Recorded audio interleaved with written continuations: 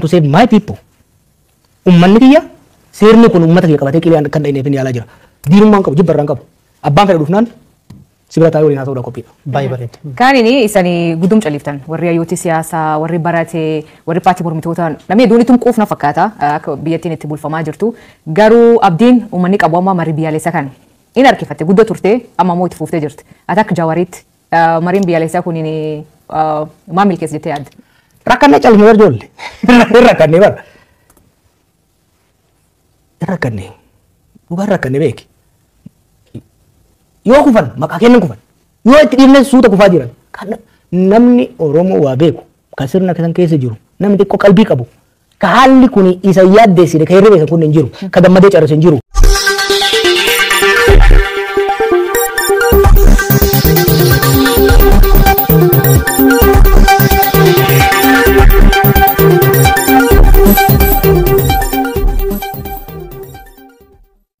Abiyyi harka kennatee akka mallatteessu godhe.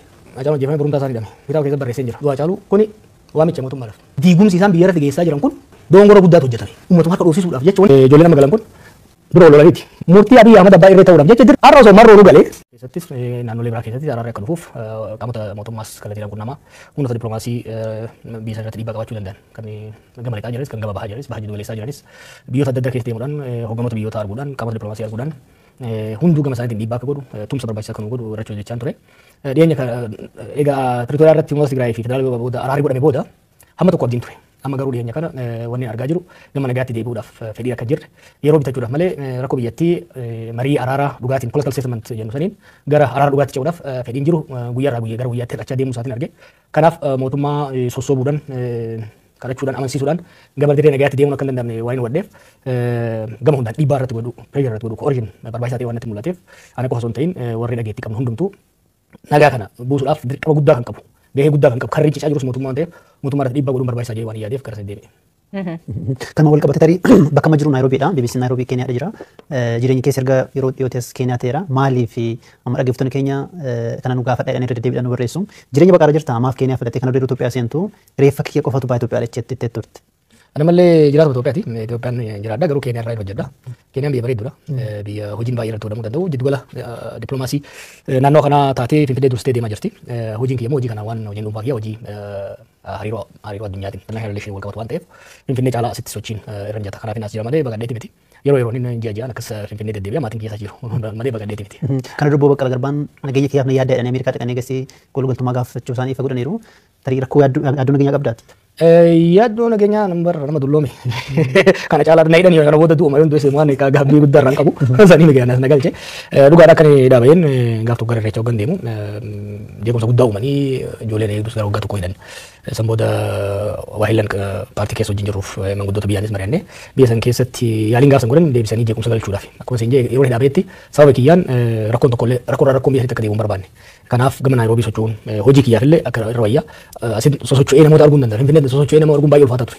Kanaaf hojii kiyyaaf akkasumas immoo sababa kiyyaan rakkoon biraa kan uumne jechuun biyya kana filadhe jechuudha. Gam siyaasaa yoo deebinee wanni ati ittiin wanni dubbachuu jalqabee fi dhiibbaa siyaasaa uumuu fi rakkoon Oromiyaa keessa jirtu mootummaan fakkeessu malee marii araara kana fedhii isaa buusuu akka hin qabne dubbatte. Fakkeenyaaf Oromiyaa keessatti rakkoon guddoon jirtu mootummaa fi waraana bilisummaa Oromoo jidduutti. Dhiyen kan barreessite ka fedhii hin qabne mootummaa malee waraana bilisummaa Oromootiin jette. Qabii kun lamaan akka waliin dhageenya akka daariin buune maaltu danqa? Gaarummaa qaban turani marsaalee lamaan Tanzaaniyaatti godhame soddofan ture qaaman akka namni jedhu achiin ture garuu haala mijeessuu keessatti keessan ture walshakkii fi walhubannaa dhabuun gamalachuun jira. Dhiyeenya kana garuu marsaa sadaffaa akka godhamuuf yaaliin dippiloomaatota bal'aan godhamaa ture yaalii san kan dide waraana bilisummaa Oromootiiti kun mootummaadha. Sobuun hin barbaachisu jechuudha. Dhugaadha sossobnee maal goonee araarsuudhaaf yaalamaa yeroo ammaa garuu hin barbaachisu waraanaan cabsinaa gariin harka kennuutti galaa jira kan ni cabsina jedhee kan marii araaraa hin barbaadu jedhee mootummaa Itoophiyaati. Kun waan dhoofamuu qabu miti jechuudha. Maaliif irra qaqqabaa akka deemnu taate fakkeessan akkasii sun inumaa humna itti horaa dhokachaa akka deemu godhaa jira. Kan isaatti san qofa ta'e naannoo Amaaraatti illee humnoonni naannoo Amaaraa araaraaf qophii qabna jedhan. Ani yaadatan barreessan ture humnoonni naannoo Amaaraa araaraaf qophii ta'uu qabu jennee dhiibbaa yeroo goonutti dippiloomaatonni dhaqanii yeroo gaafatan toleedha isaan. Kan duuba deebi'ee cirichaa tokko tokko wajjin tokko tokkoon keessaa bitachuu barbaadu ka araara dhugaadhaatiif gattaa'uun barbaade mootummaadha. Mootummaan amma jiru waan barbaadu maal seete. Lola kan Oromiyaattis Amaaraattis Tigraayittis ka uumamuu dura garaagarummaa siyaasaatu gara qawweetti nu geesse. Qawween uummata keessaa baatee nageenya akka uumamuu kan barbaadamu taate sababni ijoon sababni bu'uura lolatti nu geesse suni furamuu qaba. Mootummaan kana furamuu barbaadu. Mootummaan maal barbaada? cinaadha fangoo kennee cinaadha mallaqa kennee kaan sossobee kaan dirqisiisee haka kennisiisuu barbaada malee gadi taa'ee marii araaraa gochuun barbaadu. Kun immoo gaaf tokko Jawaar galfachuu danda'a gaaf tokko Ammayyuu galfachuu danda'a gaaf Saaxilee galfachuu danda'a garuu lola biyyattiif sababa kan ta'e rakkoo siyaasaa furuudhaaf mootummaan ammatti fedhiin qabu jechuudha. Garuu uummanni galuu jira waraanni galuu jira akka gabaasa garaagaraa irratti arginutti godinoota garaagaraa irraa waraanni bilisummaa Oromoo galuu jira jedhanii gabaasanii kunin jijjiirama fiduu danda'a nageenya Oromiyaa keessatti fakkeenyaaf naga buusuu danda'a. Waan tokko irraa ta'uu qaba. Ani Oromiyaa keessatti Itoophiyaa keessatti namni tokko qabee qabatee bosona keessatti akka hin barbaadu. Osoo hunduu galeen barbaada. Har'a warri mootummaa nagaa jettee inni jettuun tuni gaafa dubbii waraana bilisummaa Oromoo kaasuun biyya alaan ture. Abiyyi Ahmad aangoo qabatee ji'a tokko hin turre. Gaafa marroon waraana qabatee Eertiraarraa naannoo Wallaggaa galu ijoollee 30 qofa keessa bira jira. Gaafa Abiyyi aangoo qabatu jechuudha. Gaafa irraa kaanee yeroo waannu maal jechaa turan torban lamatti daaraa goonee jedhan. Yeroo 20 torban lamatti daaraa goonee jedhanitti duula godhan. Akka waan iddaatitti bal'ataa Oromiyaa ol ga'ee jechuudha. Maaliif nama wanni amma galchaa jiran kun bu'aa buusuu hin danda'u waan jedhe. Ani godheera bara. 2019 ammayyuu beekan tarmee godhaa ture yeroo sanitti. 2019 waraana marroo jala ture keessa walakkaa ol galchine. Gaafa sanis daba mootummaatiin akkasumas shakkii warra bilisummaa Oromoo qabuun waraanni hamma tokko waraanni sun dacha amma bal'atee Oromiyaa seenee jechuudha. Waraana cinaan irraa muranii galchuun kuni yeroodhaaf olola torban tokkotti faayidaa qabaachuu danda'a malee yoo har'a namni dhibba shan gale rakkoon siyaasaa dhiibbaan siyaasaa dargaggeessa kana bosona galchee sun yoo furamin har'a dhibba shan yoo gale borumuu kun shantama bosona galaa jira jechuudha. Nam kun dhibba tokkotu maqaa waraana bilisummaa Oromootiin Oromiyaa keessa jira bara 100,000 dargaggeessa kana kan dhiibee galchee siyaasa marrooti miti waan marroon ideoloojii addaa qabaatee miti ajjeechaa hidhaa dhiibbaa bulchiinsi Oromiyaatiif federaala mootummaa Itoophiyaa irraan gahutu dargaggeessa kana bosona galche. Dargaggeessi kun bosona akka galu kabiraan immoo deebii akka hin seenne yoo barbaadamu taate rakkoo siyaasaa jalqabumaa lola seesisan furuun dirqama ta'a. Akkuma jettee duraan ati leeyaa yaalti bara 2019 gaafa sammuu bu'an buufne warri deebi'ee deebi'ee bosonaa deebi'e kan hin hidhamanii kan hin ajjeefamanii gabaas jedhutu jira kamma kanaaf ka gaafas maatu ati godha warra galuu jiruu fi ka gaafas gale. I think Einstein na fakkaate waan wal fakkaatu deebi'anii tolchanii bu'aa addaa eeguun maraatuudha jedhan barsan yaalii goonee hin taane ammallee wal dhibbee ijoollee jidduu jiru sababa adda addaatiin ijoolleen galaa jirti gaariidha kun ani kun barreessetti ijoolleen nama galan kun dura lolaniiti murnoota adda addaan murnoota adda addaan Oromiyaa keessatti lola godhanii nama keenyas rakkisuurra ofiifillee dhiigoo dhiisuurra galuu isaanii waan gaarii jeetiin amana garuu rakkoo Oromiyaa keessa lola Oromiyaa keessa kanaaf furmaata ta'uu hin danda'u rakkoo kana kan uume wal dhibbee adda bilisummaa Oromootii fi OPDO yookiin immoo OPP jedhan gidduutti uume tokko lammaffaa murtii Abiyyi Ahmad abbaa irree ta'uudhaaf jecha dirree siyaasaa biyyattii dhiphiseetu kanatti nu fide jechuudha kanaaf dirree siyaasaa bal'isuu marii araaraa wal amantaa humnoota siyaasaa gidduutti abbaa OPDO jidduu qofa miti humnoota Amaaraa wajjinis humnoota Tigraay wajjinis rakkoolee siyaasaa mariidhaan political bargain godhanii yoo kan furuun taate kaara bosona jiru yoo gale borummoo dachaadhaan galaa jechuudha remember abbaa kana gonaa ture Daawud Ibsaatii fi Abdii Raggaasati Daawud Ibsaa siyaasaa hoggan Abdii Raggaasaa ajaa waraanaa ture isaan tintinne galan warri shakkite ijoollee namni tokko bosona galte jechuudha har'a osoo marroo nu galee Oromiyaa keessa nageenyi bu'uu hin danda'u hamma wal dhibdeen siyaasaa bosona nama galchuun adda furmaata argatanitti. Jawaar wal dhibdeen siyaasaa kun dhiifama ammayyuu akkamiin furamuu danda'a fakkeenyaaf gaaf biyyaa galtanii waan ijaartanii turtanii baqaan isaa gaddis hooggansa Oromoo jettanii ijaartan paartiilee biyya bulchurraa paartiilee mormituurraa jaarolee ijaartanii walitti fiddan kaayyoon isaa maal ture maafii baay'ee fi galmaan ga'uu dadhabe. Kaayyoo baay'eef maaf galmaan ga'uu dadhabe. Maaltu jedhan fakkaate akkamitti yaada turree fi akkitti abiifaa yaada turan gargar ture. Ni sirna baay'ee EPRDF dadhabee kuufee qabsoo uummataatiin kuufee warri jijjiirama hogganee dheegaa fuuldura dhufes nu warri jijjiirama finnes amma booda walii tumsine wal hubannee walii obsine biyya gara dimokiraasii ceesisa hawwii jedhu qabna ture hawwii saniin deemaa ture isaan garuu karoora biraachi qabaachaa turan ifa ture jalqabu warraa jechuudha mormaan ture kobeetu adadaan isaan irree abbaa irrummaa cimsachaa deeman nummoo yaalii irree isaanii san hamma tokko dhiibbaa irra goonee daandii baaburaa gara dimokiraasii geessuurraa akka hin baaneef shaakalaa ture jechuudha deemnee kayaalle sunis waliin ta'iniif maali nu gaman harkifne isaan gaman harkisanii gaaddisiin deebifasaniin laamsha'uu danda'e kanaaf rakkoon kana ture. Asirratti xiyyeeffatamaa waa dabaluudhaa fi warri mootummaa maal jedhu akkuma nuti dhufnee aangoo qabanneeni mormii mataan isaa ta'u gargaarsa biraatiin isaa ta'u paartiilee mormituu waggoota dheeraa falmaa waan turee fi amma carraan keenya aangoo nuti dabarsuu qabdu jedhanii aangoo irratti hodhamneedha. Kanatti paartiilee mormituu irra deddeebiidhaan qeequ. Maal deebiin kee? Aangoo nuti wayyaana irraa fuudhee harka isaan kaa'e. Osoo barbaanne aangoo maal argatu? Dhugaa yoo dubbannu taate jiru daawud jira leencoo jira yoo barbaade Abiyyi waggaa 10 abulchu garuu tokko gaafiin uummataa akka deebi'u. Lammaffaa sirna dimokiraataa sabaaf sablammoota biyya sanii haqa isaanii bifa walqixxummaadhaan kabachiisuu danda'u fiduu qaba. Yaaliin hanga ammaatti humnoota adda addaatiin aangoo qabataniin sirna abbaa irree tursiisuudhaaf yaalame biyyattii laaffisa hariiroo hawaasa biyyattii sanii addaan fageessa jeeqaa waan deemeef bara aangoon Oromoo harka seenee kanatti a better model a better vision biyya sanii qabaachuu qabna yaada jedhuun jechuudha. Warra gaafa isaan gargaaree dhiisi warri isaan irraa shakkii qabaachaa ture Daawud Faanis ta'e warri biraatis aangoo isaanii hin barbaanne soba kun. Yeroo sanitti aangoo mootummaa kana osoo barbaadame hin argatan jechuudha. I was the principal natti murteesse hunda isaanii caala that was me. OPDO'n keessaa humni jijjiirama aangoo qabachuu qaba jennee kitaaba keessatti nagartan warra TPLF wajjin negoshee goone ulee bitu sam hin turre bara isaan hin sobu warri garaagarummaa qabna hogganoota Oromoo bifa adda addaa wajjin jiran kanarratti garuu namni yeroo sanitti aangoo nuu kennaa jedhee hin jiru. Bakki wal dhibdee dhufe maali kallattii gara fuuldura irratti isaan sirna abbaa irree ijaaruu barbaadan humnoonni biraa garuu lakki sirna abbaa irree hangammaa humnoota TPLFnis humnoota Dargiinis humnoota Hayila Sillaaseenis yaalame biyyatti ni miidhamanii hin fayyadne kanaaf gara dimokiraasii ceenaadha garaagarummaan guddaan kanarraa dhufe. Amma haala jiruun tarii paartiilee mormituu siyaasaa turanii ibsa baasu malee sochiidhuma yeroo iyyuu jiranii jedhanii qeequ ati akka hoogganaa paartii mormituu maadha deebiin kee tarii isuma wal qabsiiste immoo ministeerri muummee Abiyyi gara aangootti yeroo dhufanii maltii paartii dimokiraasiin akka babal'atu akka utubam deddeebi'aan dubbataa turanii sun booda keessa akka ta'an jirre argaati jirra garuu akka paartii mormituutti eessa jirtu sun sochiin keessan maalirra jira? Paartii mormituu akkan sochoo EPRDF duraa akkan sochoo danqa ture. Kuni garuu mootummaa duriyootaati. Sochii mootummaa shiftootaati duriyoota qofa miti. Fakkeenyaaf kaafaawwan wajjira qabatu hin qabteerra. Hoogganaa ciibsan fuudhanii achi buutee dhabamsiisan. Warri abaaboo guutummaatti wajjira isaanii qaban. Kanaaf sirna akkasiin keessatti sochii paartiin godhee jechuun lubbuun haala taphachuudha. Kanaaf kaafaawwan gaafa kaafatoo yoo taate caasaa cimaa qaba lafa jalaan ifatti wajjira banii akka sochoosuu godhee taate lubbuu ilma namaati irratti murteessuudha. Kun warra battee ajjeesedha. How can somebody kill battee? Sirna battee ajjeesee biratti ammayyuudhaan dhaqiitii ambootti wajjira baniiti kaafaa bakka buyyachuuni guyyaa adii doosirratti muree ilmaan keemmoo yatamaa gochuudha. Kanaaf kan sochiin paartiin jirre malee paartiileen jajjaboon jiru ammallee jiru caasaas qabu caasaa san garuu lafa jala hojjenna malee ifatti baafnee hojjennu taate ilma namaaf cisiisuudha. Kan gama dimokiraasii malti paartii jettee Abiyyi Ahmad dhiiga isaa keessa wanni dimokiraasii hin jiru.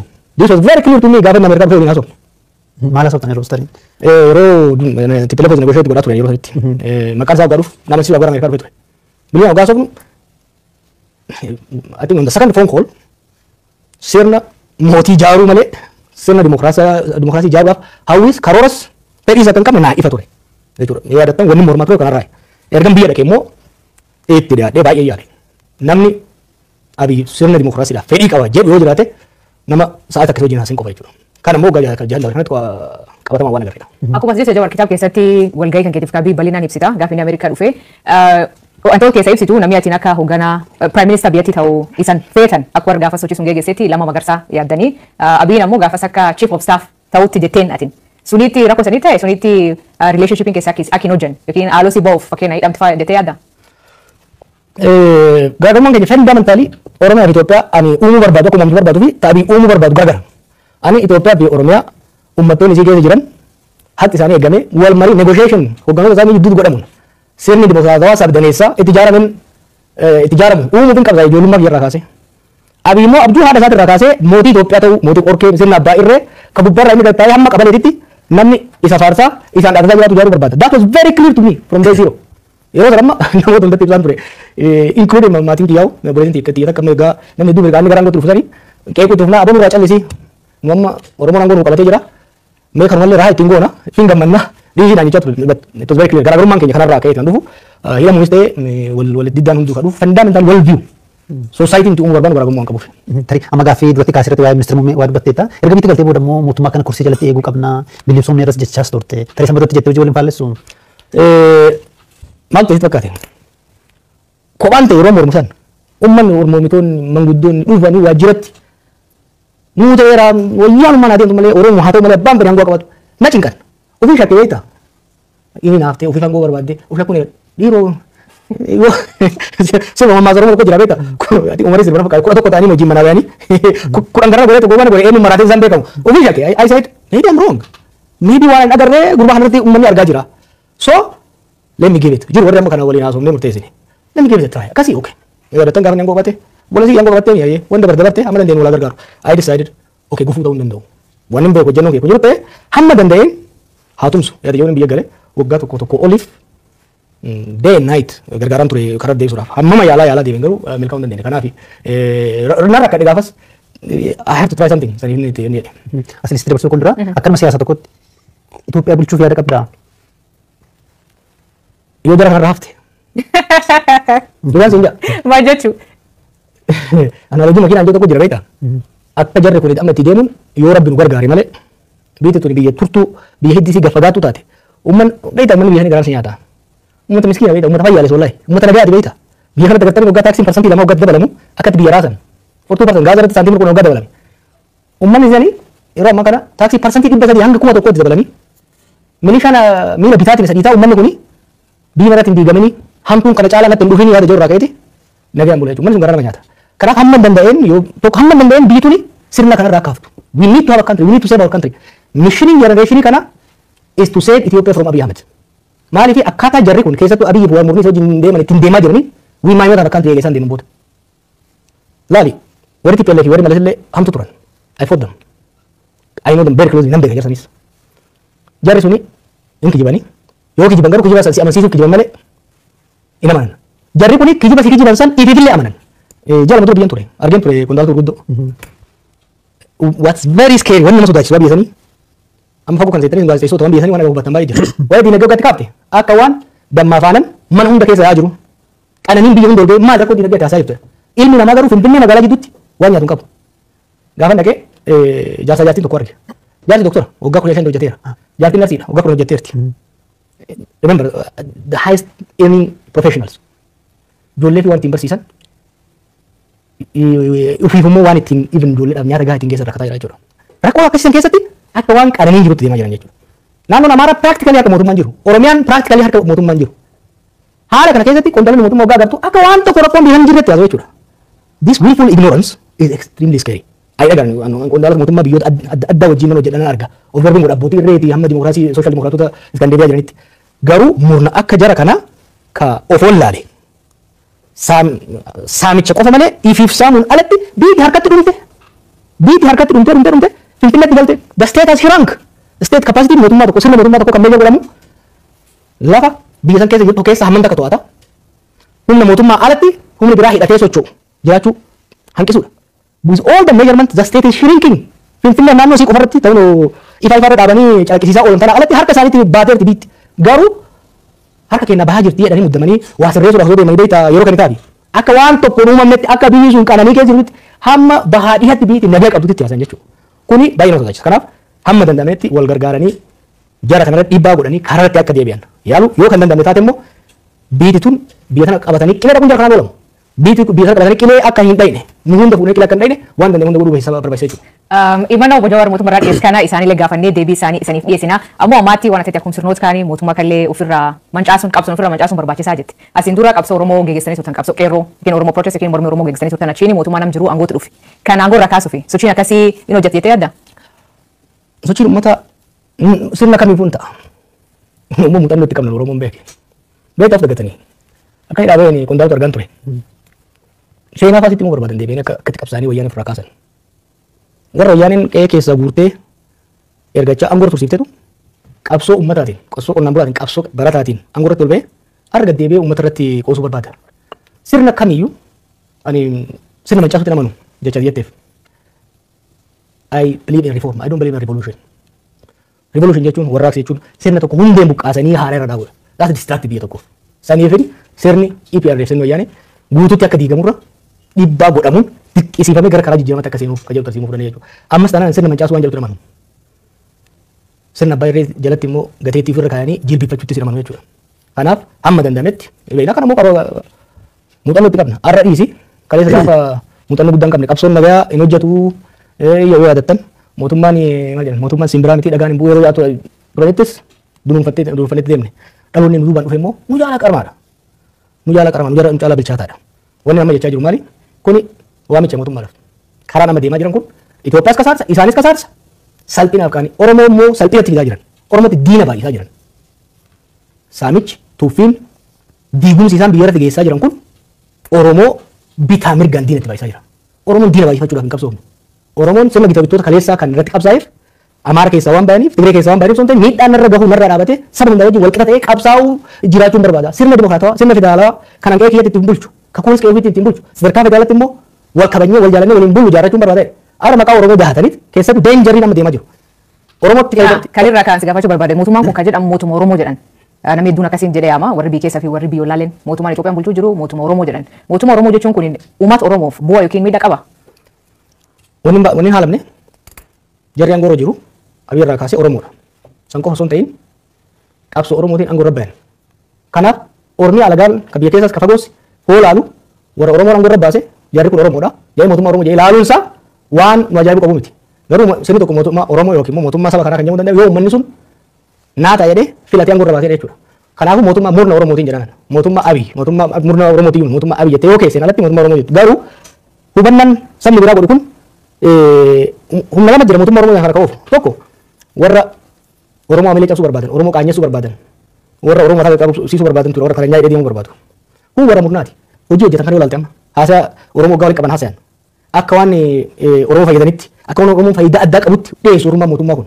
Kuni Oromoodhaaf rakkoo guddaa uumuu danda'a. Maaliif xuriin sirnichaa saba irratti dhufuu danda'a jechuudha. Kanaaf uummanni keenya of eeggannoo guddaan deemuu danda'uu qaba. Uummanni keenya dirqama guddaa qaba jechuudha. Laal kaleessa gateetti Oromoo gotti bayan. Egaan gotti bayan booda humnoota Amaaraa maqaa Itoophiyaatiin faarsaa sossobaa sobaa of jala deebisanitti humnoota siyaasaa Oromootii fi humnoota siyaasaa Tigraay bokutan. Amma immoo hoggaa humnoota Tigraay wajjin nagaa buusanii humnoota Amaaraatiin walolan Oromoo jalatti bahatanitti maqaa Oromootiin of dhoksaa of haguuganii Amaaraa cabsuu barbaadan. Humnoota siyaasaa Amaaraa wajjin garaagarummaa yeroo dheeraa qabna. Mootonni isaan keessaa bahan miidhaa guddaa saba keenya irraan gahan. Nuyi garuu Amaararraa haaloo bahuu irraa hajaan qabna. Nuti Amaaraa wajjin daangaa bal'aa waliin qabna. Hariiroo yeroo dheeraa waliin qabna. Garaagarummaa qabnu falmiidhaan furanna. Garuu sirna abbaa irree tokko bira dhaabannee Amaaraa cabsuu, Tigree cabsuu waan jedhu hin qabnu jechuudha. Itoophiyaan Oromoo kaleessa maal jechaa turre? Itoophiyaan Oromoodhaaf hin taane nama kun taatu jechaa turre gaafa qabsoofne. Har'a immoo Itoophiyaan Amaaraan taate hin taane Oromoodhaaf hin taatu. Itoophiyaan Tigreedhaaf hin taane Oromoodhaaf hin taatu. Itoophiyaan Oromoodhaaf taatu ka isaafis nagaa kennitu. Ka haqa isaa eeyitu. Ka Amaaraafis haqa isaa eeyitu. Amaaraafis nagaa eegsiftu. Kan Tigreefis taatu kan Somaaleefis taatutu barbaadna nuti. Nuti maqaa keenyaan maqaa Oromootiin abbaan fedhe ol bahee saba biraa akka cunqursu barbaadu. Maaliif nuti akkas ta'a ture kaleessa. Kalee murni Amaaraa keessaa bahe Amaaraa keessa daatee maqaa Itoophiyaatiin uummata keenya cafaqaa ture. Waggoota 27 murni Tigraay keessaa bahe maqaa Tigraayin saba keenya cafaqaa ture. Har'a immoo madaan nurra gahe maddaa saba biraatti irra gahuu hin hayyamnu jechuudha. Kan dura dhaabachuu qabnu. Maaliif kana yoo callifne rakkoo uummata Tigraay irra gahe hubachuun barbaachisaadha. Boru gaafa inni kun kufu waliin akka hin kufne. Gara alawaatti jedhamu jira Siiriyaa keessa. Waggaa 50 wayiif maatiin Alasad isaanii of marsee maqaa isaaniitiin uummata saba bal'aa biyyattii cunqursaa ture. Har'a yeroo isaan kufan uummanni sun rakkina hamaaf saaxilan jechuudha. Kanaaf Oromoon sirni kun gaafa kufu maqaa isaa nyaatee akka hin kufne of eeggannoo guddaa godhuu qaba jechuudha. Amma filannoo biyyaalessaa waggaa dhufu taasifama jedhamee eegama. Ni hirmaatta. Akka paartiitti jechuu kiyya. Achiin waa gahu. Dhimma keenya jedhanii haa filannoo kana irratti paartiin ati keessa miseensa turte boykoot godhee kun hin hirmaanne. Tarii filannoo ta'an irratti amma ilaalcha siyaasaa baay'ee dhiyeessaa jirta. Erga mana hidhaatii baatee booda immoo tasgabbooftee gidduu dhaabattee dubbataa turte. Egaa dhiyootti immoo mootummaa baay'ee qeeqaa jirta. Akka kana dura yeroo aktiivizummaa yookiin immoo ala teessee mootummaa qeeqaa turte sana fakkaata ilaalchi kee gaafa ilaalee jedhu. Tarii filannoo dhufu irratti hirmaachuun kee hagam mirkana yaada akkasii qabda. Wanti ijaa achiin waa maal fisin fakkaate. Haala qabataa Itoophiyaa keessa jiruun filannoo godhuu hin danda'amu. Dachiin biyyattii parsantii 70 ol harka to'annaa mootummaa jala jiru jechuudha. Filannoo gaggeessuu hin danda'u. Xaawwa warra mootummaan fidee riikololaa uummata araabsaa. Torban dabe kan naannoo Amaaraa keessa konkolaataan takka socho'an turre. You cannot have an election where the state does not have a control over the physical space. Waan kana bar wanni amma sitti mukana. I was telling the bogoota lamaan dabre kana haa callisu malee miidiyaarra qondaalota kan waraanaas kan siviilis you are losing it. Biyyattii isin harkatti shumpuytee harka ganaa keessanitti. Abiyyi Ahmed Shimalisi Adaanechii fi namichi Amaaraa suni they are corners of Addis Ababa. Addis Ababa waliin bulchaa Finfinnee waliin bulchaa jiran beeki. The rest of the country is not in their control. Haala akkasii keessatti waa'ee filannoo dubbachuun ni rakkisaadha. Maaliif filannoon tokko legitimacy qabaachuu kan danda'u yoo xiqqaate constituency bakka namni irraa filamu lama sadaffaa keessatti filannoon gaggeeffamuu danda'a. Danda'uu qaba jechuudha. Haala ammaatiin parsantii 30 keessattuu filannoo gaggeessuu hin danda'amu. Oromiyaa fi Amaaraa keessatti particularly increasingly South keessattis jechuudha. Kanaaf priority Itoophiyaa ammatti filannoo miti. Ana waa'ee filannoo kaasaa ture waa'ee dimokiraasii waa'ee meeqa kan advocate godhaa ture miti. Maal jedha Oromoo gaafa maaku mataa jirutti sabbata maran yookiin immoo maal jettanii warri Booranaa akka amaran kan ruufa maranii yoo mataan jira ruufa maran Itoophiyaa mootummaan harkaan qabne keessatti filannoo gaggeessuun hin danda'amu. So first thing first we need to restore peace. Akkamitti fiduu danda'u keessumaa fakkeenyaaf naannoo Oromiyaa keessa walitti bu'iinsi jira waggaa 5 jaaf adeemaa jira erga mootummaan humnoota federaalaallee bobbaasee waggaa 6 ta'eera naannoo Amaaraa keessas immoo erga waraanni Tigraay keessa dhumee booda deebi'ee hammaateera. Rakkoowwan walitti bu'iinsa naannoo lamaan keessa jiran keessaa kamtu furuuf cimaadha akkamitti immoo furamuu danda'a walitti bu'iinsa Itoophiyaa keessa jiran kun wantoonni ijoo hojjetamuu qabu maali kanama siyaasa tokkotti tokko lama sadii ta'uun itti tarreessuu dandeessu. Furuudhaaf fedhiin jiraannin furuudhaaf laafaadha. Bitiin carraa guddaa qabdi. Tokkoffaa namni lola ifatee jira. Maal lola ifatee fakkaate. Itoophiyaan lola keessa turteerti erguma uumamte irraa kaasee. Bara Hayilasillaasee lolli ture, bara Dargii lolli ture, bara IPRDF hamula xiqqaatu malee lolli ture. Lolli gammaa godhamaa ture qarqara irratti. Ogaden keessatti, gammoojjii Baalee Harargee keessatti, Eertiraa keessatti. Lolli waggaa jaan dabree kun immoo handhuura biyyattiitti godhamaa jira. Oromiyaa keessatti shawaadha. Arsiidha. Amma lolli guddaan qarqara wallaggaan jiru. Waraanni guddaan kan jiru godinoota shawaa keessa, godinoota Arsii keessa, Gujii fi Baalee. Jiddu galeessa. Amaara keessa lolli godhamaa jiru. Dur Amaarri APRP keessa qoara gas gara daangaa sudanii lolaa ture. Tigraay sotaati qarqara ture. Amma lolli Amaara keessa godhamaa jira. Jiddu gala Gondar, jiddu gala Gojjam, shawaa kaabaa keessa godhamaa jira jechuudha. Lafa naannoon kun maali? Lafa oomishaan beekamu uummanni bal'aan keessa jiru jechuudha. Kanaaf durii gaafa lolli qarqara godhamu uummattoonni Itoophiyaa jiddu galeessa jiran darbee ilmaan erganii sinqiin ergan. Amma garuu lolli qe'ee isaanii godhamaa jira jechuudha. Kun uummata baay'ee nuffisiisee jira. Uummanni Itoophiyaa kan Oromiyaa keessa jirus, kan Amaaraa keessa jiru, kan Tigraay keessa jirus lola ifatee jira jechuudha. Akka kaleessatti naa cabsi. Uummanni Itoophiyaa keessatti maraatuu saayikoosisii ture from 2019 to 2022. Amma sun fayyadamni. Namni amma araara barbaada uummanni akka uummataatti. Lammaffaa. Riphee loltoonnis bifa yaadan saniin deemuu akka hin dandeenye hubatanii jiran. Kan biraa hawaasni addunyaa biyyoonni ollaa keenyaas ta'e kan fagoo jiran biitti tun addaan faca'uu heddii jedhanii sodaa guddaa keessa jiran waan jiraniif bifa danda'ame hundaan tumsa nu gochuudhaaf alaara akka dhufu tumsa nu gochuudhaaf qophiidha. An kana waanin kallattiidhaan beekuuf dubbachuu hin danda'a jechuudha. Kanaaf biyya keessatti there is a peace market uummata hedduu. Biyya alaatti deeggarsa cimaa argachuu dandeenya alaara fiduudhaaf. Maaliif biitti Itoophiyaa jedhamtu kun akka facaatu kan barbaadu hin jiru. Ollaadhaa Keeniyaan hin barbaaddu, ollaadhaa kuun hin barbaadan naannoo kanatti Sudaan diigdeetti, Somaaliyaa rakkoo qabdi, Itoophiyaan naannoo kun hundi hin diigamaa jechuudha. Saba kanaaf biyyoonni ollaattis nageenya akka barbaadan. Even biyyoonni Arabaa kassafaman kun yeroo baay'ee lola gargaaran haa ta'u malee wanni isaan Itoophiyaa irraa qaban food production nyaata.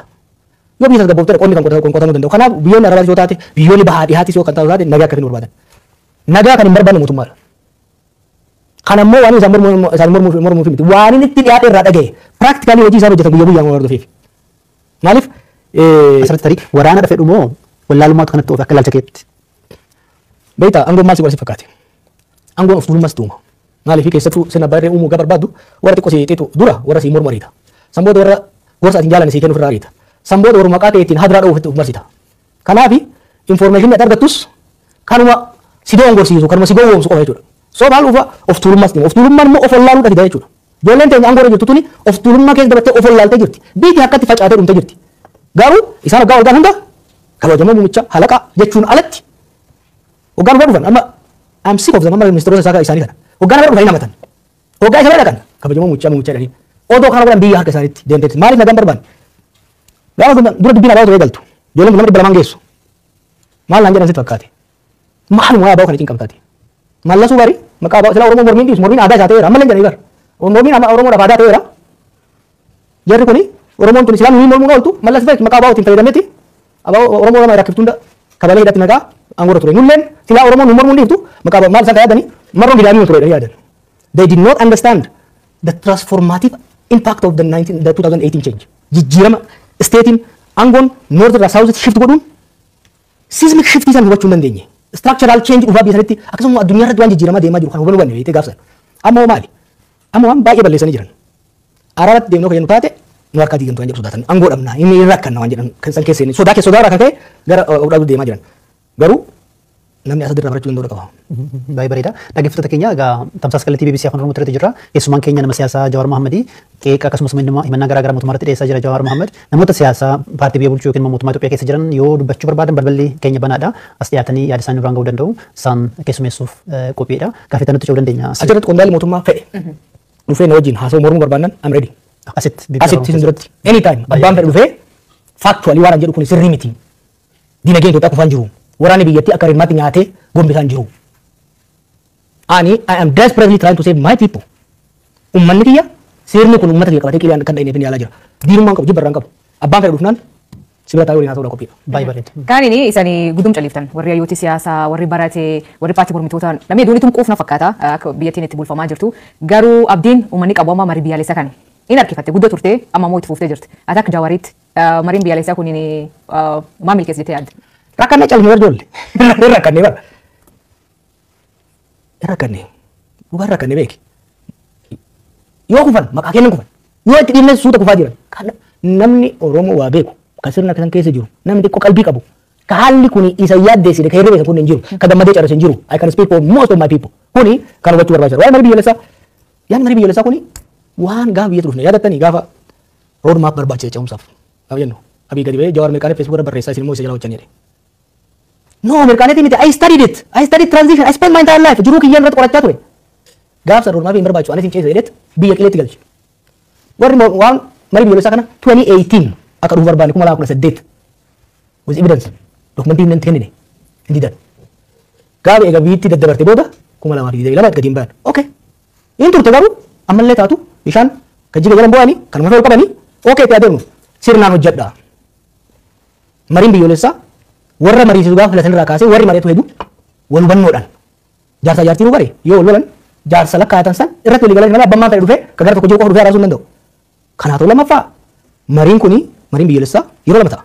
Tokko lolli akka hin dhufne hanqisuudhaaf Lama eegalolli dhufe booda araara buusuudhaaf. Yeroo sanatti lolli ho'aan jira. Tigraay wajjin lolli godhamaa jira. Oromiyaa keessatti lolli godhamaa jira. Ilaa jarana. Marii biyya biyya itti dhayina. Mee dura qawween sagalee qawwee dhaabbatu. Nagaa haa buufnu. San booda mariidhaan biyya kana baraarra karaatti deebifna jenneen. Kafaawwan kana jedhee paartileen kana jedhan. Didanii ogguma sana akkuma barbaadan caanii jaaran. Paartileen gaafsan keessa seenan illee amma keessattuu paartileen gama amaarraa dhufan kan gaafsan isaa wajjin turan illee amma lolli gaa'ee galu keessa galee jiru jechuudha. Amma bari Abiyyi matu daawwitii keessa taa'ee ofii mari'ate yoo ta'u taate malee mariin biyyoolessaa jiraachuu hin danda'u. Mariin biyyoolessaa ta'u biyya tokko keessa biyya tokkotti nagaa buusuudhaaf biyya tokkotti araara uummanni akka walitti fayyuu fiduudhaaf eegalliinsa adeemsisaa barbaachisaadha. Amma akkuma hidhamee warra komishiinaroota kan hunda yaamee mana kiyyatti nagaafatanii waliin haasofne ammallee hamma torban dabreetti waliin dubbadhaan ture. Mariin biyyoolessaa itti namana biyyaaf gaariidha. Garuu akkaataan itti eegalanii fi akkaataan amma ittiin deeman of sobaa jiranii of sobaas biyya jiigsaa jiranii mariin biyyoolessaa amma san qofaa miti waa baay'ee balleessan. Dhimmi daangaa fi eenyummaa akka furamuuf komishinii daangaa fi eenyummaa maqaadhaaf ijaaranii waggaa sadii lafa rakkisanii odoo takka mijatiin diigame. Marii araara biyyoolessaa jedhamu tokko ture komishinii araara biyyoolessaa waggaa ture malee nuyi qeexibee odoo bu'aan buusin komishiniin kun amma jiru kun illee waan takka warree deemu deema. Sirna jiru sirna pirezidantii godha Abiyyiin pirezidantii ta'a mootii ta'a hawa kana very short sighted. This is not Oromo don't deserve this. Ethiopia don't deserve this kind of leadership. Nuti uummata guddaadha bar. Uummata gadaatu hin jenna bar. Biyya keenyaaf sabaaf sablammii biyya keenya jiruuf waan gaarii dabarsuu qabna malee soba uummata dabarsine saalfiif salphina uummata keenya dabarsuu qabna jechuudha. Nama uummata beeta yoo isan uummata keessaniif obaatanii Itoophiyaa guutuuf bahuu dandeettan. Garuu amma fakkeenyaaf kitaaba kana keessatti waan ati uummanni tokko roorroo fi cuqqursa jala bahuu fi waliin qabsaa'uu barbaachisaa jetti. Garuu amma uummata Oromoo keessatti wal qoodinsi guddaa jira. Uummata keessatti paartiilee siyaasaa keessatti hoggansa keessatti wal qoodinsi akka malee mul'ata. Isan akka uummataatti akka warra Oromoon of duraan laaltutti. Amma Oromoon isatti jijjiir fidaa itti isan laalti miti isan waliin dhageetan walii galuu dadhabdan wal shakkii jira akka malee hoggansa Oromoo jidduutti uumaaf uumama. Uummanni Oromoo uummata qoqqoodamaa miti. Gaafa biyya qabahu waan akkanaa ture. Jas hoggansa abaaboo jidduutti garaagarummaa waan tureef Oromoontu waliin galtu waliin taatu noo. Naannoo kanatti uummanni akka Oromoo bilchina siyaasaa qabu. Hubannaa siyaasaa qabu hin jiru. Hin callisa malee. Osoo Oromoon kun tokkummaa qabaachuu baate ka'ee warra taankii baankii harkaa qabu. Paartii sirna cimaa Afrikaa keessatti tokkoffaa jedhame. Waggaa 50 bubbeen fedhan sochoosu jiru waggaa 4 keessatti firfeessee jilbiifachiisu ture. Warra Oromoon tokkummaan qabu warra Oromoon beeyne jechuudha. I know my people. Uummanni Oromoo tokkummaa qaba. Namoonni siyaasaa. Har'a garuu uummanni Oromoo dirqama ofii qofa osoo hin ta'in dirqama sirna kana jijjiiree sirreessee karatti deebisee Itoophiyaaf saboota ishee baraaruudhaaf qaba jechuudha. Hoggansa keessa yoo taatu hoggansa keessa garaagarummaa lama qofa jedhama Oromoo keessa. Warra sirna abbaa irree jala hiriiree biyya saamnaa jedhee Oromoo fi Itoophiyaa salphisaa jiruu fi warra sirna salphisuu jidduudha garaagarummaan jiru. Bulchiinsa ministeera muummee Abiyyi bulchiinsa abbaa irree jettee ibsite amma akkasii ilaalchi akkasii. Abbaa irree laamshoftu anokrasii. Anokrasii jechuun sirni abbaa irree tokko cimaa ta'e autokrasii kan jennuuni dikteetarri jira gubbarraa hamma gadiitti to'annaa cibaa cunqursee uummata kan bulchu. Olaantummaan sirna sanii jiru kan nageenya gamma dhumaatti jiru mormitoonni caccabanii daarumanii the state olaantummaan total monopoly over means of violence kan qabdu sirna abbaa irree autokrasii jechuun jenna jechuudha. Anokrasii sana sirna abbaa irree yartuu jedhan maaliifi qaama lafaa biyyattii san keessaa kan to'annoo sirnichaa jiru baay'ee xiqqaadha. Diinagdeen baay'ee laamshaadha. Humna lakkoofsaan kan mootummaatii ol ta'etu bosona keessa taa'ee falma. Yeroo har'aatitti mootummaa Itoophiyaa naannoo Amaaraa keessatti magaalota muraasa alatti harka isaan jiran. Oromiyaa keessatti karaa gurguddaan alatti harka isaa keessa jiran. This is two sides of the country. Sirna akkasiitiin sirna abbaa irree ta'uu fedhu. Malee ta'uu fedhee guutamuu fi diddee karatti rarra'ee hafedha jechuudha. Duratti ripheentoonni akka isaan yaadan hin taanee fi jettee dubbattee turte. Ammatti immoo lakkoofsi hidhattoota bosona jiranii kan mootummaa yoo hin caalette. Tarii mootummaa yaaddessuu danda'u akka mootummaan ibsutti ministeera muummee Abiyyi torbanuma lama dura mootummaa waggaa 1000 yoo lolanii immoo hin dandeenye jedhanii dubbatanii turanii akka ilaalcha keetti. Lolanii mootummaa to'achuu hin danda'ama Itoophiyaa keessatti. Mormitoonni akka isaan yaadan kan hin jedhu uummanni hin deeggaru ripheentoota. Uummanni ifateera lola. Uummanni Oromiyaas kan Amaaraas kan Tigraayis lola ifateera. Ripheentoonni kun uummata keessa jiru. Dhaannaa onnee uummata kana ni beekan. Kanaaf hin sinjaa kan deemaa jiru. San qofa osoo hin ta'in sirni riphee lolaa adeemsi riphee lolaa durii fi insurgensiin amma adda adda dur nama muraasatu yuunivarsiitii keessaa ta'uu bakka tokko ka'ee niikulasiidhaan san booda riphee lolaa ijaara. Amma sochii uummataatu gara fincilaatti jijjiirame riphee loltoonni bifa hin wal ta'iniin disentralaayis bifa ta'een autonomous ta'anii deemu jechuudha. Kanaaf akka fedhan sanitti deemuudhaaf isaan rakkisa. Haa ta'u immoo riphee loltoonni bakka hundatti waan baay'ataniif sirna mootummaa yeeyyii beektaa bineensa yeeyyii jedhamu. Yeeyyiin amma arba mataa sitti tokko takkitti waan baay'attee bakka hunda nyaattuuf guyyaa lama sookatti fixuu lafa waan dhuufti. Sochii riphee lolaa kun amma Finfinnee uumaan sodaachisu ammaaf. Garuu Finfinneen sammuudhaa jennu sammuu arbichaa yookiin onnee arbichaa ta'a jennu. Garuu immoo bakka hundaa sochiin godhamu kuni sochii qonnaa, sochii daldalaa, caasaa bulchiinsaa laaffisee laamsheessaa deemaa jira. diinagdee kuffisaa deemaa jira. Diinagdee Itoophiyaa almost kuffee lafa jira. Haalaan mootummaan ittuu dinagdeen Itoophiyaa biyyootuma baha Afrikaa kanuma Keenyaa akka caalee GDPdhaanis yoo ilaalle gara doolaara biliyoona 200 akka caalee kan ibsaa jiru deddeebiidhaan badhaadhinni akka jiru ibsaa jira mootummaan tarii dubbiin kee faallaa kanaatti. Anas namani Abiyyi namani warra keessanii bilbilee gaafadhu. As your family. Warra keessaniin jireenyi isinii hooyyofte moo kan baadiyyaa jirus kan magaalaa jirus. Diinagdeen Itoophiyaa akka isaan jedhee guddataa laate. Barsiisaan, hakiim, qonnaan bulaan, daldalaan jireenyi isaa kan bara waggaa jahan duraarra fooyya'aa deemuu danda'ami. Namanuu baanaan gaafadhu maatii kee. Don't go too far. Hiriyoota wajjin biratti gaafadhu. Haalli waliigalaa dinagdee biyyattiiti moo jireenya lammiilee biyyattiiti amma kana marbataa jiru. Yoo bultii qabaatte hin beeku mindaan kee yoo dabale. Qabsiin jaartiin deebitatti wayyaa. Manni barnootaa ijoolleen teenyaatti hin fooyyaa. Kopheen isaan diratan hin fooyyaa. Akkasuma akkasiiti. Mindaan kee galii biyyoolessaati. Galii biyyoolessaati. Maal ta'aa jirtu fakkaate? Diinagdee maaltu laaffise? Diinagdeen har'aa miti. Erga mallas du'e irraa kan abii qofa ittiin bileen gochuu hin ta'u. Erga mallas du'e irraa mallas jinaanota bakka adda addaa kaa'ee qondaalota kana gaafa mallas du'u qondaalonni jinaanonni qabeenya biyyattii isaan seenan. Sochiin godhaa turres diinagdeen laaffise. Jarri ammaa kun immoo erga dhufe maal ta'e? Tokko lola Tigraay qofatti doolaara biliyoona 28 oli kan kasaarame. Imagine diinagdeen Itoophiyaa guddaan tokko Oromiyaadha lama Amaara. Naannoo sanitti sochii diinagdee godhamaa jiru sochii lolaa godhamuun diinagdee laamshee jira. Kanaaf biyya lolaatiin daldalli hanqateera, qonni hanqateera. Sababa lolaatiin immoo investimentiin biyya keessaa ta'e biyya alaa qaqal'atee dhaabbateera. Kun balaa lolaati. Maallaqa xiqqoo irraa ta'e maal godhaa jiran? Beeta mangistii cululuqaa ittiin ijaaranii. Riizoortii isaan qoftii fi Araboonni fi warri biraa dhufanii wajjin bashannan qofa ittiin ijaaranii. Maallaqa xiqqootti hafteen. Biyya tokko keessa biyya tokko kan guddisu investimentii mootummaa gara deemuu qaba. Productive sector kan jennuun qonna irratti deebi'uu qaba. Faabirika irratti deebi'uu qaba. Yeroo har'aas Itoophiyaan beeta mangistii ijaaruu miti kan isiin malu. Warshaa xaa'oo ijaaruu qabdi turte. Deengada oduu tokko arge. Itoophiyaan warshaa sukkaraa mootummaan warshaa sukkaraa 8 qaba. Tokko qofatu hojjeta. Torba dhaabateera. Maal dhaabate beektaa? Malaawwaja spare parts doolaara dhaban waan ittiin bitan. Maaliif? Doolaarri biyyattii kaan lolli dhabamsiiseera. Kaafe masaraa mootummaa fi riizoortii bashannanaatiif badi bahaa jira jechuudha. Kanaaf diinagdeen biyyattii laamsheera. Lolli maal godhaa jira?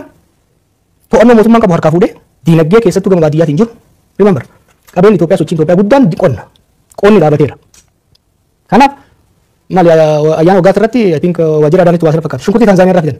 Imagine Itoophiyaa maaliif shunkurtiin Itoophiyaa Tanzaaniyaa dhufee kaa? Naannoo maqii kana naannoo laga Awaash kana kaa shunkurtiin maaliif kuduraa fuduraan irraa dhufu? Sababa lolli naannoo san jiruun dhaabateera jechuudha. Kanaaf maal godhaa jira? Sochii lolli kun maal godhaa jira? Biyyattii nyaatee lafaan dheera. Asad maal ta'e? Waggaa 10 irraa lollee gara 10 irraa. Dhibba loltoota hin laaffise. Garuu loltoonni bakka jiran itoo dhufan diinagdeen biyyattii laafate. Waraanni biyyattii ni laamshee. Gaafa warri alaa gargaaru sun biraa deemu waraanni biyyattii keessi isaa horoqee diinagdeen biyyattii horoqee waan tureef torbanta keessatti jijjigee jechuudha. Ka Itoophiyaas carraan kanarraa adda ta'u yoo saffisaan wal dhageenya kanatti ka deemu taate malee. Rakkoon biraa kan biyya keessa jirtu amma fakkeenyaaf rakkoo nageenya jirti dinagdeen jirti. Ammoo inni uummataa tamaan tana dhukkubsamuu ta'uu jiru nan butanii maallaqa gaafachuu. Kunin maal akeekatilee bareessitee turte? Kabutu beektaa lachuu. Amma beektaa biisanitti humni qawwee reeqa mootummaa caala kan isin jiru ka offiishaalii mootummaan bobbaasu. Qondaalonni mootummaa illee beektaa waraana ofii qabanii ka biyyattiin saaman kan daldalaa qabanii ittiin saaman. Ka bare reeqa lolaani seera didee bosona galanii qaamni mootummaa illee nama saama reeqa lolaa illee nama saama. Uummanni rakkoo guddaa sheer godhe immoo maallaqa sirraa fuudha kan baankiin walii dabarsan qaamni mootummaa keessa jira jechuudha. Amma deengada iyyinee karaa absiin fakkeenyaaf kan biraa hafeet waraana si galchine fuudhanii waraana raafuu barbaadde. Kuma 100 kuma 20 kuma 30 kafalisiin jechuudha. Maaliif? Sababa sirni waan nama reefu isin jedhu sun sirni mootummaa the state has become so weak. So weak hedduu waan laamshoftee jirtuuf sirni mootummaa kabiraa dhiisii caasaa mootummaatu to'annoo mootummaatii ala bahee saamicha irratti yakka irratti bobba'aa jira jechuudha. Kun immoo uummanni akka abdii kutatu uummanni akka dallansuu hamaa keessa galu isa godhee jira. Kan wal qabsiisee kallattiidhaan tamsaasa BBC Afaan Oromoo caqasaa jirtu keessumaa keenya Jawaar Mohammedidha. Kitaaba haaraa barreessee guyyaa biroo bisiisa garuu dhimmoota siyaasaa naannoo Oromiyaa san Itoophiyaas kan nuti kaasaa jirru himannawwan garaagaraa qeeqa garaagaraa aangawoota mootummaa akkasumas immoo qondaalota paartii biyya bulchuu irratti dhiyeessatti jira Jawaarii akkanuma siyaasatti kun waanuma eegamu yoo deebii kennuu barbaadan yookiin immoo dhimma kanarratti yoo BBCtti dhiyaatanii dubbachuu barbaadan kan keenya banaadha namoonni siyaasaa keessumaa kan paartii biyya bulchuu keessa jiranii Jawaar daldala keessa jira maaliin jiraata galiin kee maali? Hojiin qaba garuu yoon daldalee maal rakkoonsa? Namni siyaasaa hattuu ta'uu qaba jechuudha. Maali yeroo duun dhagaa waan akkana kana namni siyaasaa yoo hojjete yoo dalagate maal rakkoonsa? Ani dalagachuu hin danda'u moo? Fayyaa shaniin qaba. Beekumsa barnootaan qaba. Yoon hojjetadhe maali? Yoon daldalee maali nama rakkoonsa? Inumaatu rakkoon biyya keessa jiru namni hannaaf siyaasatti seena. Of danda'ee hojjetu. Kanaaf ani osoon daldalee osoon itti beekee daldalee ittiin gammadaan. Daldalan keessa hin jiru hojii gaarii qaba. Hojii sanan hojjedha. Yoommoo rabbi naa qajeelchee carraan daldalaa dhufte immoo sirriittiin daldalaa kun waan haalamu qabu miti. Akkuma jette yaaqeeqa irra deebiidhamaan dhiyaatuudhaa fi gama kaaniin hariiroon dhaaba kaafaa waliin qabdu keessumaa ammatti hoggana taanaa paartii Koongireesii Federaalaa Oromooti kan kaafaa'ooti. Hariiroon kee akkam fakkeenyaaf yeroo darbii adoolessa keessa yeroo isaan kora ta'anii bakka Baqqala Garbaa filatan fa'aa waan argamteen seenuu tokko guruu dhabaadhe aangawoota yookiin immoo qondaalota paartii sanaa irraas gaafa odeeffannee xiqqoo hariiroon keessan akka laaffate waan akeeku odeeffanne. Sirraa dhaga'uu feena akkami hariiroon kee? Hariiroon keenya jabaadha. Garuu biyya keessa waan hin jirreef walgahii idilee yeroo hunda godhamu hirmaachaa hin jiru. Sanii alatti garuu waan irraa eegamu godhaan jira. Hariiroon laafee kan jedhullee sirrii fi hariiroo gaarii qabna. Hariiroon sun immoo gaafa barbaachisaa ta'etti gaafa hojiin hojjetamuu qabutti ni hojjenna. Kana dura an Oromoo farse yookiin immoo dursa Oromoo fetteetti dhalabsitee egasii mormiinis jabaatee mootummaan haaraa isaan guutti dhufe ati amma akkam ilaalchi Oromoo farse jedhamu Itoophiyaa farse? Gaafasis maali ka dubbii kaase? Gaafasis namni Oromummaa isaatiin waan dhiibameef Oromoon beekamtoota kasee Oromoo waan ta'e qofaaf himi. It's not a DNA question. Oromoon akka Oromootti waan cunqurfameef akka Oromootti qabsaa'e. Kan qabsaa'e garuu Itoophiyaa waan jibbeef saba biraa waan jibbeef miti. Roorroo ofirraa kaasuudhaaf jechuudha. Eenyummaa isaatiin dhiibamuun akka irraa dhaabbatuuf jechuudha. Kanaaf immoo har'a kan jechaa jiru maali? Roorroo kalee ofirraa kaafnee roorroo haalaa jira. Kan ammaa kan immoo kan hammeessu kalee gara tokkoon dhiibamaa turre. Har'a gama lamaan miidhamaa jira Oromoon. Gama tokkoon sirnaan sirna ofii hangoo irra baaseen ajjeefamaa saamamaa salphachaa jira. Gara biraan immoo saba murni kun Oromoo ta'e qofaaf badii inni saba biraa irratti hojjetuuf Oromoon immoo abaaramaa balaaleffatamaa jira jechuudha. Gama lamaa irra miidhaa gama lamaa keessa jirra jechuudha. Kanaaf ilaalchi kiyya maali? Itoophiyaa Oromoofis saba biraafis haqa eegdee wal taasiftee walii tumsiiftee dimokiraatawaa taate jaaruu irratti fuulleffadhee hojjedha jechuudha. Gaafiin namoonni hedduun amma karaa Feesbuukii nu gaafachaa jiranii Jawaaronni san nu gaafatanii waa'ee du'a Caaluu irratti nu gaafadhaa jiran gaafiin du'e sanillee gaafa sun hidhamtanii waan du'e sun irraa waan beektan qabdanii. Akkuma beektu waan ajaa'iba hojjetamee barumsaa isaan hidhame. Amma nu godhu kitaaba keessa barreessee jira. Odeeffannoon qabu kan ragaa ittiin qabne immoo barreessine. Du'a Caaluu ni qoratama. Har'as ta'uu baatu boru ni qoratama. Dhugaan immoo ni baha. Har'atti odeeffannoon ragaa qabatamaan hin jirre baasuun ragaa san dho'isuutti waan nama geessuuf waa baay'ee keessa yeroo adda addaan gaafatamaa seenuu barbaadu. Gaafa tokko garuu qaamni walabaa ta'e dhaabbatee waan ta'e tokko tokkoon akka deemu. Wanni ani beeku garuu erga gurbaan ajjeefame irraa kaasee qaamni mootummaa dhugaan akka hin baaneef dhodho'isaa hedduu godha akka ture ifa. Sammuu kitaaba keessa kaa'ee jira. Kaanini sorry ammayyuu ka bal'inaan gaafatamuu jiru waa'ee laaptoop kan kee kaatu obbo Lammaa Magarsaa kenneeti. Eegi laaptoop itti kennite obbo Lammaa illee jechuudha as buuteen isaa dhabamtee laaptoop kan keetii fi waan obbo Lammaan keessa jiru maal qabda? Di laaptoopii dhumarra nafta. Ishee bitaa bar biyya sanitti wanni xiqqoo tokko na aarsu maal akka ta'e beektaa. Yeroo san na sodaas turan. Akkan biyyatti hin galle jaarsota irratti ergan. Dhufuu bira isaatti dhufuu bira akkan biyyatti hin galle akkanaaf. Waan biyya dhufee aangoo irraa fudhatu fakkaatu ture. Akkan aangoo irraa isaanillee hin barbaanne. Akkan isaanii tumsuu heetu. Hubachiisuun qaba laaptooppii keessan kenne. I was disarming qabsoo qeerroo fillee simbooliklii kan hin barbaade qabsoo fi as geenye amma jara aangoo irra dhufe kana jeequrra tasgabbii isaan dhabsiisurra mee yeroo kennee fi amma dandeenyetti qabnee qaqqabnee qaawwa isaanii cuccufnee haa deemnu simboolikalii sodaa naasuu yeroo san abifaa keessa jiran keessa baasuufin bifa itti kenne. Lammaa odoo gaafattanii wayyan fayyaa akka qabu nagaa akka qabu Awurooppaa akka jiru nan beeka dabaree wal qabna lammaan nama galaa taate Oromoodhaaf. Hin gaabbu kitaaba keessaa kan jiru tokko lammaa deeggaruu hojjetu hin gaabban. He is a decent human being. Akka Oromoon barbaade dhumara godhuu baatus sirna kana wajjin taa'ee Oromoo ajjeesuun sabaaf sablammiidhaan walitti naquun Oromoo qaanessu diduudhaan keessa ba'uu isaatiif I am proud of supporting him. Wanni hin gaabbu namni baay'ee maaliif hin gaabbu? Wanni hin gaabbine keessaa tokko gurbaasan. He is a good human being and he is a good Oromo, good Ethiopian. Gaafa nama akkasitti deeggaru san ani akka namni jedhu lammaan beekun ture. Dhugaa hariiras hin qabnu turre. Yeroo takka lama baasuufnedha. But I feel I'm a good judge of character. He's a decent human being. And har'as namoonni baay'een of course maal callisedhanii miti. Saba miidhurra akaakayyuun kee tokko maal jedha? Waa tolchuu dadhabde waa balleessurraa of qusachuu danda'uun waan gaariidha. Kanaaf an ammas huge respect isa. Okay, wal quba qabdu jechuudha. Yes. Tole gaaffii tokko dabalee gasii booda asilitti dabarsa. Amma rakkoo baay'eetu jira Itoophiyaa keessa akka ta'e kaaftee akka nama siyaasa tokkotti. Political economic immoo siyaasa dinagdee